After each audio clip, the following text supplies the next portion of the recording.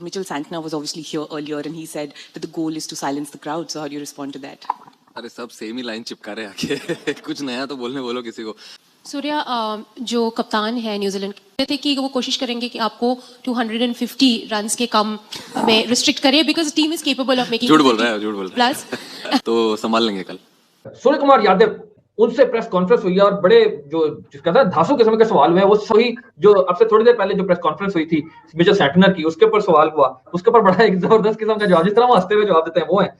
उससे पूछा गया कि उसने कहा सेंटनर के 220 रन करेंगे, उसने कहा वो झूठ बोल रहा है। ये झूठ बोल रहा है सेंटनर वो भी इनको लूप छोड़ के गया है। वो ये बताना चाह रहा है कि ठीक है आई एम रेडी फॉर 220 के तुम मान और नहीं पाए ना, भाਵੇਂ जितनी मर्जी पैटा हुआ कहेगा 200 ना चढ़े, कोई भी कप्तान नहीं चाहेगा कि 200 ना चले। वो ऐसी लाइन मार गया, उसने सही कहा कि वो चिपका के गया, झूठ बोल रहा है वो सही समझदार है सूर्या। आज मिचेल सैंटनर ने बोला कि भाई हम फाइनल मैच में ना इंडिया के क्राउड को चुप करवा देंगे, और यही सेम चीज भाई सैम करन ने भी बोली थी। सूर्य कुमार यादव ने कहा कि भाई ये चीजें हम सुन के ना हम थक गए हैं, कुछ नया लेके आओ यार। इंडिया के लिए बैरियर हमेशा से रहा है न्यूजीलैंड। जब इंडिया नॉकआउट्स में न्यूजीलैंड के सामने आया, कहीं ना कहीं स्ट्रगल किया है। इंडिया को इस बात का एक कहीं ना कहीं बैक ऑफ द माइंड ये डर जरूर होगा कि it is New Zealand every time जो हमें फाइनल्स में आकर कर्स कर देती है और हमें जीतने नहीं देती। और न्यूजीलैंड देखिए, न्यूजीलैंड के प्लेयर्स जो है ना वो बहुत बड़े बड़े नाम नहीं है जैसे इंडियन प्लेयर्स के नाम है, ठीक है ना। तो वहां पे किस तरीके से सबको जेल करके लेके डिसीजन लेना, वो सबसे इंपॉर्टेंट चीज है। स्टेटिस्टिकल कई चीजें हैं जो कि भारत की तरफ हमें ये इशारा कर रही हैं कि इनको ये मैच जीतना चाहिए। देखिए न्यूजीलैंड के खिलाफ पिछले 7 में से 6 मैच जीते हैं, उसके बाद इनके पास जसप्रीत बुमराह है जिनकी इकोनॉमी जो है वो 6.4 या 6.5 है, यानी कि 24 से 28 रन देते हैं और विकेट्स जो लेते हैं वो तो कमर ही तोड़ देते हैं। और पिछले मैच में मैच विनर साबित हुए, 18वें ओवर में सिर्फ 6 रन दिए थे उन्होंने। हमें पता है कि दूसरों को भी वो लीड करते हैं, खुद भी टेम्परामेंटली रॉक सॉलिड हैं और बड़े मैच में बड़ी परफॉर्मेंस देते हैं।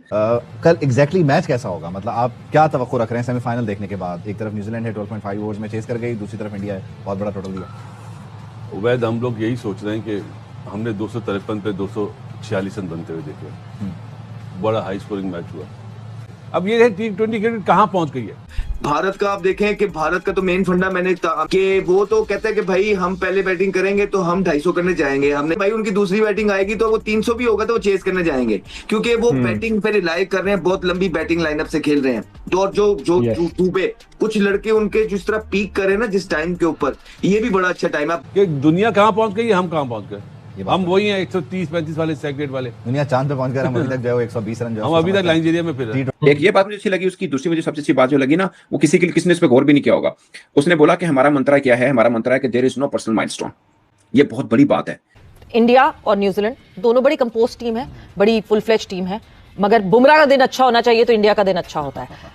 तगड़ा मुकाबला आप एक्सपेक्ट करते हैं होगा? आपने बुमराह की बात की, बहुत बड़ी जबरदस्त बात की आपने, क्योंकि बुमराह एक ऐसा उनका प्लेयर है, एक ऐसा रोल है ऐसा कि वो आपकी पूरी बॉलिंग को उठा के रख देता है। बहुत सारे और सवाल हैं। मुझे सबसे पहले ये बताएं कि दोनों की आपने प्रेस कॉन्फ्रेंसेस देखी हैं। ऑब्वियसली स्काई के बारे में तो मशहूर है कि बड़ा फनी वे में बंटर किस्म की प्रेस कॉन्फ्रेंस करते हैं, जोक शोक भी बीच में मार देते हैं। अबे कहते हैं ना, जिस तरह कहते हैं यार सर जी छोड़ दो ना 23 वाला, यार अभी 26 आ गया, T20 वर्ल्ड कप है, तो इस तरह उन्हें कोई बताए हम 92 वाला नहीं छोड़ रहे। उसकी वजह है ना, वो तो 92 के बाद हम इसलिए नहीं छोड़ रहे कि हमने कभी जीता नहीं है, उन्होंने तो जीते हैं भाईजान फिर, और कंसेक्टिव जीत रहे हैं, तो इसलिए उनको जरूरत नहीं है, उनको हाल में जिंदा रहने की जरूरत है, जिस तरह उन्होंने अपने प्लेयर्स के बारे में जिक्र किया। सबसे पहले बॉडी लैंग्वेज एज यूजुअल, मेरा पहला सवाल वही, क्योंकि मिचेल सैंटनर की भी प्रेस कॉन्फ्रेंस देखी, बड़ा मैच है कल फाइनल। शेबे मुझे पता नहीं है, लेकिन मेरा ख्याल है कि इंडिया जिसको कप्तान बनाता है उसको ग्रूम करता है। ऑफ कोर्स वो कहते होंगे हाँ हम करते हैं, लेकिन इतनी जिसे बोलते हैं ना नाप तोल के बोलना, इवन स्काई को मैं हैरान होता हूँ। ही सो कूल काम इन प्रेस कॉन्फ्रेंस। आप अगर मेरे से पूछेंगे ना तो मैं पूरी प्रेस कॉन्फ्रेंस में कौन सी 2-3 चीजें अच्छी लगी हैं, शायद वो किसी अखबार की हेडलाइन ना हो। उसने बोला कि being captain I am not papa, I am not elder brother. ये लोग एक लाइन समझते हैं किसी चीज को, यार इस लाइन दे तो कोई, लेकिन ये थॉट प्रोसेस होता है किसी कैप्टन का। सबसे ज्यादा मुझे इस प्रेस कॉन्फ्रेंस के अंदर चीज अच्छी लगी ना, वो सवाल था कि आप ब्लैक सॉइल के ऊपर 2 मैच खेले हो और दोनों हारे हो, अब आप रेड सॉइल के ऊपर खेलोगे या ब्लैक सॉइल के ऊपर। कहता है यार हमें जो भी विकेट मिलेगा हम खेलेंगे, इट्स अ फाइनल। एक लम्हे के लिए भी इस चीज पे समझ नहीं आई उसकी, यानी कि उसने ये अगले बंदे को बावर ही नहीं करवाया कि भाई we are ready for any situation. और दूसरी फिर उसने कहा कि मैंने न्यूजीलैंड का मैच ही नहीं देखा, सूर्या कह रहा है। हाँ, टीवी में मैच नहीं देखा, एग्जैक्टली। हाँ।